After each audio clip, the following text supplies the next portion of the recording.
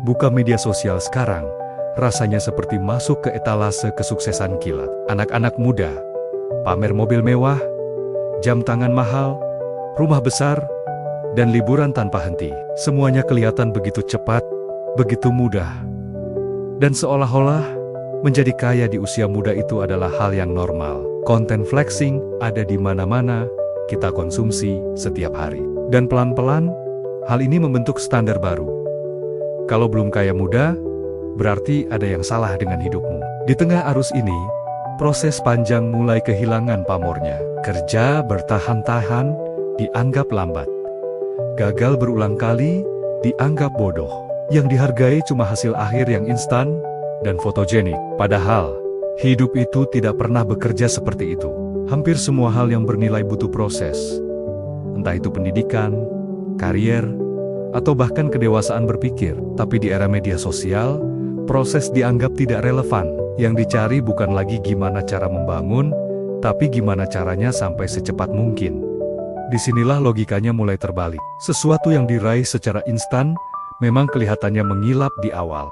Tapi seperti bangunan tanpa fondasi, ia gampang runtuh ketika diuji waktu.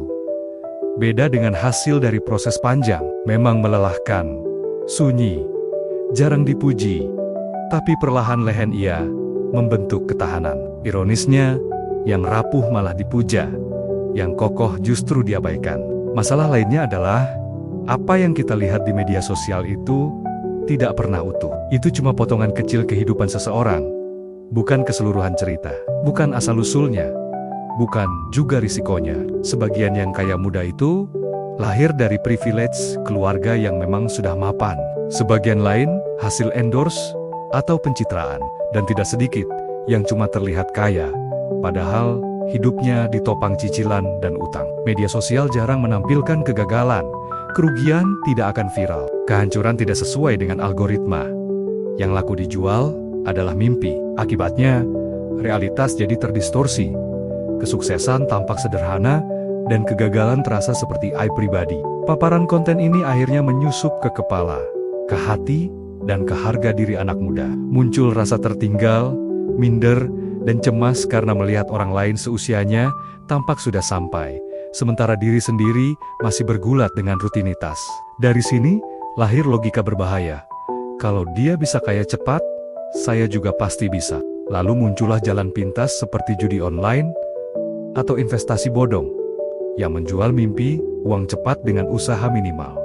Ini adalah jebakan. Banyak yang akhirnya kehilangan tabungan, terjerat utang pinjol, demi mengejar ilusi. Tapi kisah-kisah ini jarang muncul di layar kita. Kritik ini bukan berarti menolak sukses di usia muda. Sukses yang masuk akal itu ada, dan biasanya lahir dari proses panjang, keahlian, dan kerja keras. Yang patut kita curigai adalah klaim fantastis, tanpa proses yang jelas.